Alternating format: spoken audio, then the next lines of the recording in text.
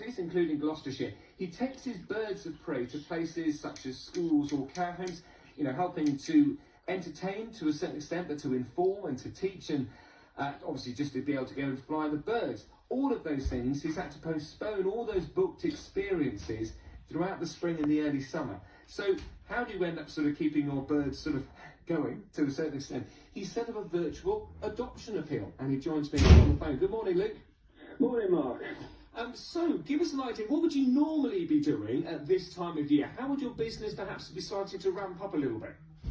Well, at this time of the year, many people, because obviously it's much more warmer weather, many people love to come out and have private experiences with my birds, and that's exactly what I do. I've got owls and falcons and hawks, and I've had various people, children, adults, all come out and have a lovely time. It's how I got into falconry, and certainly it's a very popular way of just getting out and about in the countryside and out in the sunshine. It's a lovely place to do it.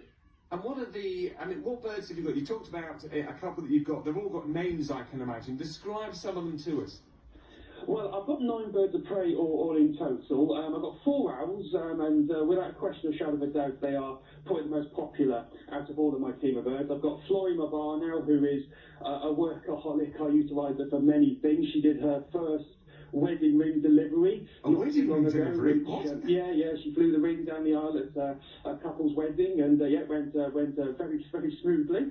I've also got Taz, my boobock owl, which is actually one of my favourite species of owl to work with. I've worked with a couple of these over the years, and she's one of my most reliable owls on my team. I've also got an African spotted eagle owl called Basil, and he's probably the most relaxed character out of my team. He's probably the most patient bird. He does a fantastic job on all my experiences. Very good on my owl evenings, because I fly during the autumn months when it gets a bit more darker. I fly all these owls around about the sort of dusk time, beg your pardon, and a lot of people come out and see that. He's great fun on that one.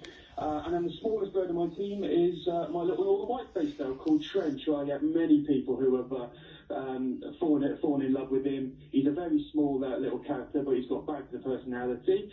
And then a few other birds on my team. I've got my Harris hawk called Aztec. He's my Swiss Army knife, because I use him for so much. I use him for displays, use him for country shows, use him for going into schools, because he's a very relaxed character. Whatever I tell him to do, he pretty much does it, so he's one of my most reliable birds. And then I've got my fast, agile falcons. I've got Era, who's also known as a Jerseca falcon. She's doing a fantastic job on all my demonstrations at the minute. I've then got Beatrice, who is one of my Peregrine Lana falcon, and she's the chatterbox out of the group, no denying it, but she is one of my most reliable birds for big country shows.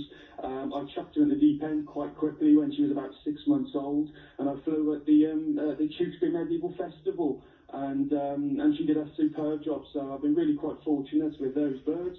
And then I've got my cheeky kestrel called Mario, who loves to, well, I'm not gonna lie to you, loves to do his own thing sometimes, but that's why the guests love him, because he is so much fun. And then for something a bit different, I've also got my favourite species of bird of prey in the world, and that's a goshawk. They're a bit different compared to other birds. They have a bit of a funny personality and can be quite temperamental, but that's why I love them.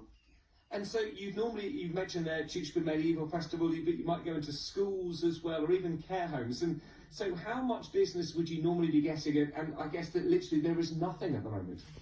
I was taking bookings pretty much late last year for care home visits, and as you say, other school fetes. I do country shows, all these weird and wonderful things that I do. That's exactly the type of thing that I do. And of course, at the beginning of this COVID-19 outbreak, everything has cancelled.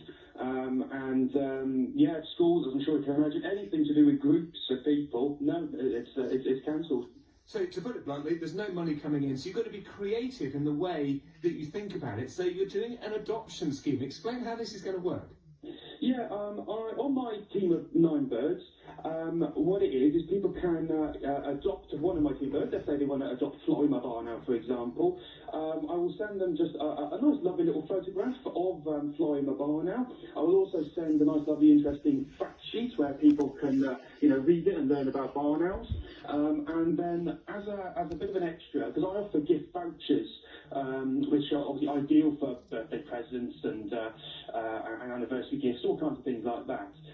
It's a discounted voucher, so anyone who wanted to, if they were to purchase this, wanted to book one of my private experiences, you know, when this is all over, it's a bit of a discount. So it's sort of like a nice, interesting way of getting people to kind of, you know, get involved with it a little bit more. And how much interest? I mean, we go away as a family down to Devon every year, and there's always a falconry guy who comes in to the hotel where we end up going to, and all the children, they want to go and have a go. You stick the glove on, you get a bit of chicken that goes onto the end, and the birds then come and fly. I guess that there is normally, you know, there's so much interest from children, and indeed the adults, the parents are enjoying it as well. And is it weird for you not having that sort of, I won't, you know, contact to a certain extent, but you're just not coming into contact with the people and just sharing what your birds can do? Absolutely. I mean, I was, as you just said there, children. I was a child about 9, 10 years old, and I remember doing some of my first bird of prey experiences, and I fell in love with it. I thought, this is absolutely fantastic. What an awesome thing to do. But as you say, this time of the year now, you know, I should be out at schools and should be out at care homes and scout visits. You know,